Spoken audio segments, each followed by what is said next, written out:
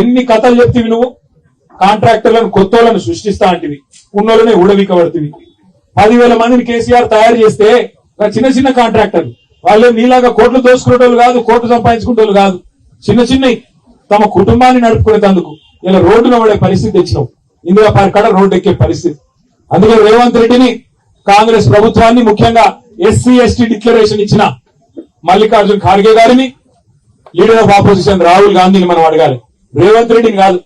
రేవంత్ రెడ్డి నెల నెల పైసలు పంపి ఆయన కుర్చీగా పాడుకుంటున్నాడు, కానీ పైన ఢిల్లీ వాళ్ళు అసలు లంగలు. ఈయన మోస్తున్నది వాళ్ళు, ఈయన మన మీద రుద్దింది వాళ్ళు. నెల నెల పేమెంట్ కప్పని కట్టించుకొని ఈయనకు మళ్ళా రెన్యువల్ చేస్తున్నది వాళ్ళు. ఈయన రెగ్యులర్ సీఎం కాదు, రెన్యువల్ సీఎం. నెల నెల రెన్యువల్ కావాలి ఈయనకు. పైకి ఢిల్లీకి పైసలు పోకపోతే రెన్యువల్ రాదు. నెలకు మళ్ళా బ్యాగులు పోవాలి, మోసుకుంటూ పోవాలి, పోయిసాడ పెట్టి లెక్క పెట్టుకొని మొత్తం మళ్ళా అప్పుడు రెన్యువల్ టాంప్ వేసి పంపిస్తారు ఈయన. అందుకే అడగాల్సింది వాళ్ళను. అవసరమైతే నేను ప్రవీణ్ కుమార్ గారిని కోరుతా ఉన్నా, ఇక్కడ కాదు అది అంటారు చూడు, శిల్క ప్రాణం మాయల ఫకీరు ప్రాణం శిల్కలు ఉన్నట్టు రేవంత్ రెడ్డి కథ ఎక్కడ ఉంటుంది అంటే ఢిల్లీలో ఉంటుంది. టెన్షన్ పత్ర అవసరమైతే జంతర్ మంతర్ కోదాం, ఢిల్లీ కోదాం. విడిచిపెట్టద్దు. ఏదో ఇండియా పాలకాడికి వచ్చినాం కదా, వీడికి అయిపోయింది కదా, ఇక చాలు కదా అంటే కాదు.